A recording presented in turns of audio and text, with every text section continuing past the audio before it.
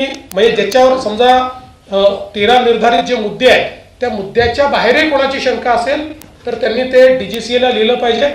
आम्हाला दिलं तर आम्हीही आपल्या वतीनं ते डीजीसीए कडे पाठवू की याही शंकांच्या संदर्भात आपण उत्तर दिलं पाहिजे किंवा जो काही तुम्ही त्याच्यात चौकशी करताय त्या चौकशीत काय आढळत आहे हे त्या ठिकाणी सांगितलं पाहिजे. म्हणून मला असं वाटतं की कोणी चौकशीची मागणी करणं चुकीचं नाही. चौकशी झाली पाहिजे. चौकशी होतेच आहे. केंद्र सरकारला आणि सिव्हिल एव्हिएशन डिपार्टमेंटला या चौकशीमध्ये लपवण्यासारखं काही आहे असं मला वाटत नाही. किंबहुना आम्ही सगळे रोज फ्लाय करतो. केंद्रातले मंत्री करतात, पंतप्रधान करतात, आम्ही सगळे करतो. त्यामुळे यातनं जे काही बाहेर येईल ते आमच्या सगळ्यांच्याही जीविताच्या दृष्टीनं अत्यंत महत्त्वाचं ठरणार आहे. जर त्याच्यातले काही लॅप्सेस असतील तर ते पुढे होऊ नये या दृष्टीनं ते देखील महत्त्वाचं ठरणार आहे. आता ही जी VSR कंपनी आहे याच्यामध्ये जवळपास देशभरातले सगळे नेते याच्यामध्ये फ्लाय करतात. आता हे जे विमान ज्याच्यात मान्य दादांचा अपघात झाला मी 4-5 वेळा त्याच्यामध्ये मी स्वतः फ्लाय केलेला आहे. त्यामुळे मला असं वाटतं की या संदर्भात अपेक्षा एवढीच आहे की शंका त्याचं उत्तर हे आपण घेतलं पाहिजे. कुठल्याही पद्धतीनं स्वर्गीय दादांचा अपमान होईल किंवा स्वर्गीय दादांच्या परिवाराला त्रास होईल अशा पद्धतीनं फक्त कोणी वागू नये ही एक माझी अपेक्षा आहे. बाकी कुठलेही प्रश्न जे आहेत ते प्रश्न विचारले पाहिजेत आणि ते प्रश्न योग्य ठिकाणी पोहोचले पाहिजेत. सत्तेतल्या राष्ट्रवादीला कॉर्नर करण्यासाठी म्हणून देवेंद्र फडणवीस यांनी मंत्रालयामध्ये नरहरी झिरवळ यांच्या केबिनमध्ये अँटी करप्शन ब्युरोची रेड करवली आणि त्यामुळे नरहरी झिरवळांचा राजीनामा घ्या अशी मागणी विरोधकांनी केली. जर एखादी तक्रार मिळाली तर देवेंद्र फडणवीसच्या केबिनमध्ये रेड होईल. त्याचा काही देवेंद्र फडणवीसशी संबंध नसतो, त्याचा काही नरहरी झिरवळशी संबंध नसतो. आपल्याकडे मी अँटी करप्शन ब्युरोला स्पष्ट सूचना दिलेल्या आहेत की तुमच्याकडे ज्या वेळेस एखादी तक्रार येते कुठल्या लेवलला तक्रार आहे हे बघू नका. त्यांना पूर्णपणे मी स्वातंत्र्य दिलं आहे की तुम्ही त्या ठिकाणी जाऊन कारवाई करा. त्यामुळे अशा पद्धतीनं जर कोणी मागणी करत असेल तर कारवाई होईलच. उद्या माझ्याही कार्यालयामध्ये जर कोणी एखाद्या व्यक्तीने अशा पद्धतीनं व्यवहार केला तर त्यालाही पकडण्याची मुभा ही मी दिलेली आहे. असा कोणी एखादा कार्यालयात पकडला गेला याचा अर्थ त्या मंत्र्याचा त्याला आशीर्वाद आहे, त्याला वरद हस्त आहे असं समजण्याचं कारण नाही आहे. तसे पुरावे अद्याप तरी कुठलेही नाही आहेत. त्यामुळे मला असं वाटतं की या गोष्टींना जोडणं हे काही योग्य नाही. आणि सगळ्यात महत्त्वाचं म्हणजे आम्ही तीनही पक्ष हे अतिशय समन्वयाने चाललो. त्यामुळे आम्हाला असल्या प्रकारचे धंदे करण्याची आवश्यकताही नाही. सीएम साहेब, विरोधी पक्षाचं म्हणणं आहे की मंत्रालयात ही एसीबी कारवाई करतं तेही मंत्र्यांच्या दालनात करतं. फक्त लिपिकावर कारवाई होते आणि सचिवाला दुसऱ्या खात्यामध्ये पाठवलं जातं. अशा वेळेस मंत्र्याची चौकशी होणार आहे का? नाही, समजा मंत्र्याच्या विरुद्ध पुरावा असता, कारण आपल्याला एक कल्पना देऊन देतो एसीबी ट्रॅप कधी करतो माहितीये, त्याच्याकरता आधी पूर्ण पुरावे तयार होतात, संभाषण तयार होतं, संभाषण टेप होतं किंवा वेगवेगळ्या पद्धतीनं त्यांच्यासोबत कोणीतरी जाऊन काय बोलणं झालंय त्याची नोंद घेतं. या सगळ्या नोंदी असतात. त्या नोंदीमध्ये ज्यांची नावं येतात, ज्यांच्या विरुद्ध पुरावे असतात, ज्यांच्या विरुद्ध थेट पुरावे असतात त्यांच्यावर कारवाई होते.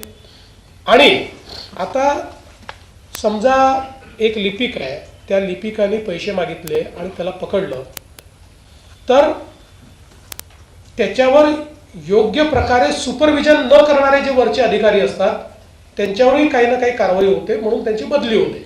आता या संदर्भात ज्यांची बदली झालेली आहे त्यांच्याबद्दल अद्याप माझ्याकडे पूर्ण माहिती नाही आहे. मी ती पूर्ण माहिती घेऊन तुम्हाला बोलेन.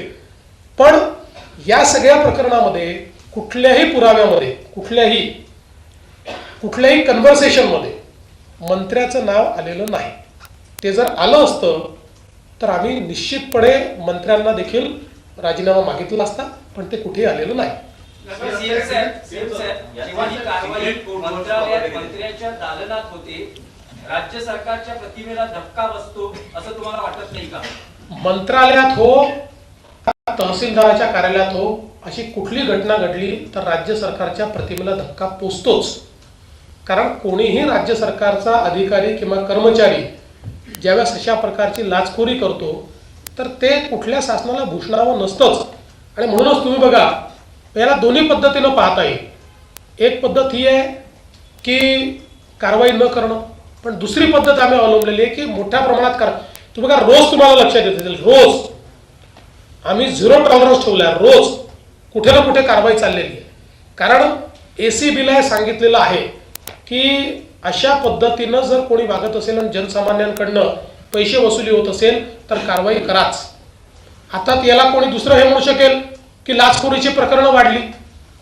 प्रकरणं वाढली नाही, कदाचित हे आधी करत असतील पण तुम्हाला माहिती नव्हतं किंवा तुम्ही कारवाई नसेल केली.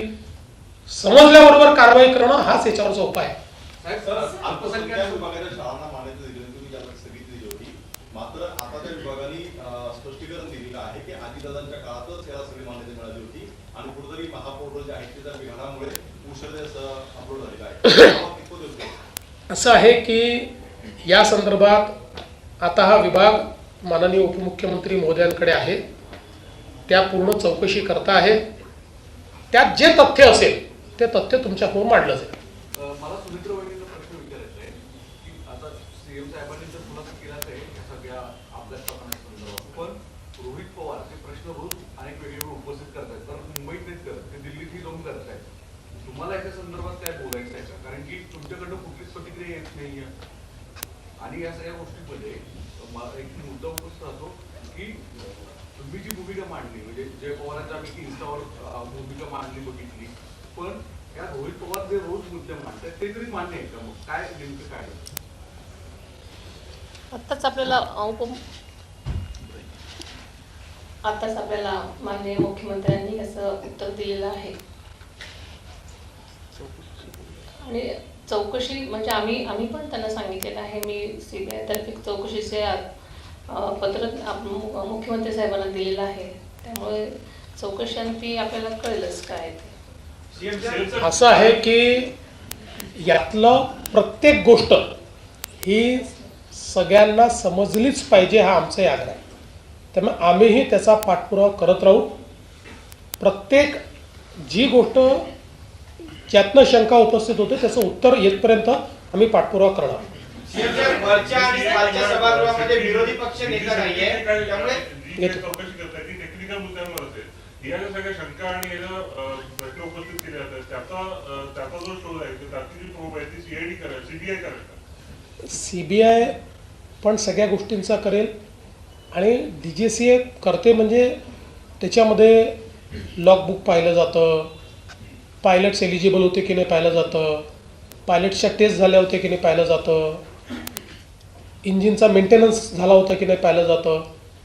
एक विमान जेव्हा आपण उडवतो त्यावेळी अनेक चेक्स असतात स्टॅट्युटरी, ते सगळे चेक झाले होते की नाही, त्याच्यामध्ये काही लॅप्सेस आहे का. याच्यासोबत हे जे डिजिटल फ्लाईट रेकॉर्डर आहे किंवा व्हॉइस रेकॉर्डर आहे यातनं प्रत्यक्ष त्या क्षणी काय घडत होतं याची माहिती मिळते.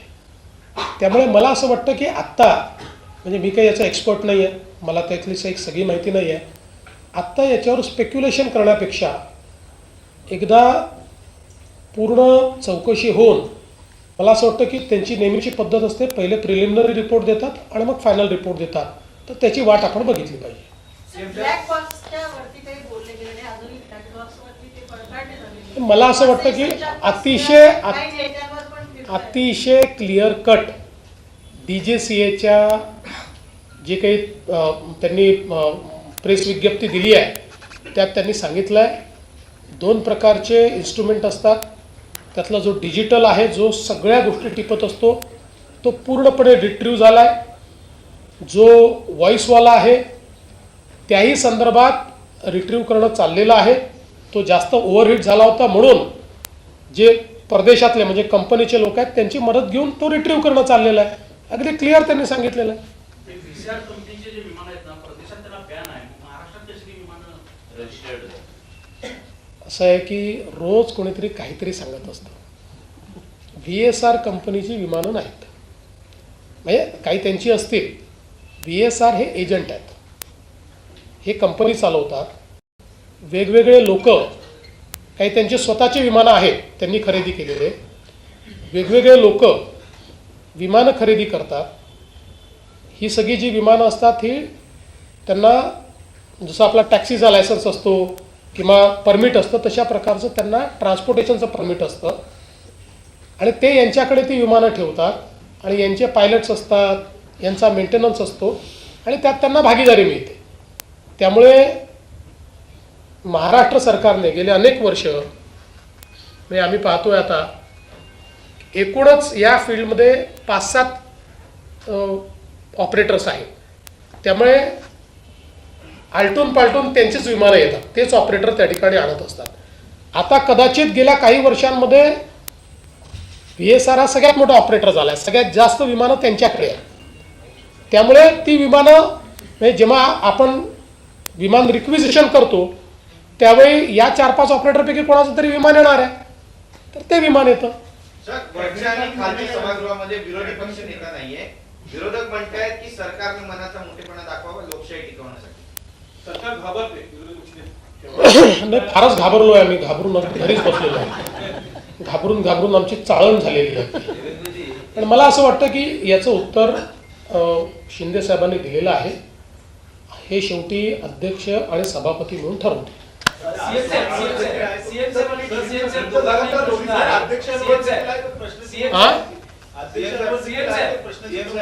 अध्यक्षांवर कुठलंही प्रश्नचिन्ह नाही. रोज उठून काहीतरी आरोप लावायचे ही जी काही सवय आहे ही योग्य नाही आहे. त्याचं योग्य उत्तर मिळेल. कांग्रेस ने जो किया है समिट में उसको आप कैसे देखते हैं? आज प्रधानमंत्री भी बहुत देखिए, मुझे ऐसा लगता है कि बीजेपी को विरोध करते करते कांग्रेस देश को विरोध करने लगी है. ये जो AI समिट है ये भारत की AI समिट थी और दुनिया भर के प्रधानमंत्री, राष्ट्रपति, head of the states, ministers पहली बार इतने बड़े पैमाने पर भारत में AI समिट में आए थे.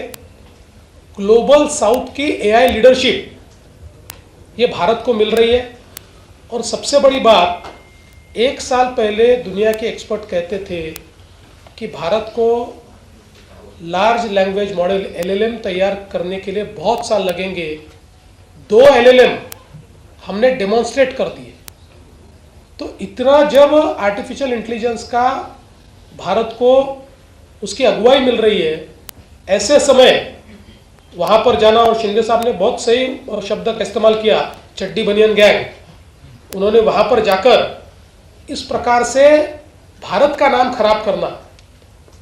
देखिए, कहीं ना कहीं मुझे ऐसा लगता है कि मैं हमेशा मानता था कि ह्यूमन इंटेलिजेंस और आर्टिफिशियल इंटेलिजेंस ये 2 अलग चीज़ें हैं और हमारे एफिशिएंसी को एनहांस करने के लिए आर्टिफिशियल इंटेलिजेंस की आवश्यकता है. लेकिन अब मुझे लगता है कि कांग्रेस का ह्यूमन इंटेलिजेंस पूरा समाप्त हो गया है. उनको सबसे ज़्यादा आर्टिफिशियल इंटेलिजेंस की आवश्यकता है ताकि कुछ सोच कांग्रेस पार्टी को मिले और वो भारत बीजेपी को ज़रूर विरोध करे, एनडीए को विरोध करे, लेकिन भारत को विरोध करने की जो उन्होंने अभी ये नई परिपाटी शुरू की है ये बिल्कुल उन्होंने समाप्त करनी चाहिए. देश के सभी लोगों ने इसकी बहुत निंदा की है. लगातार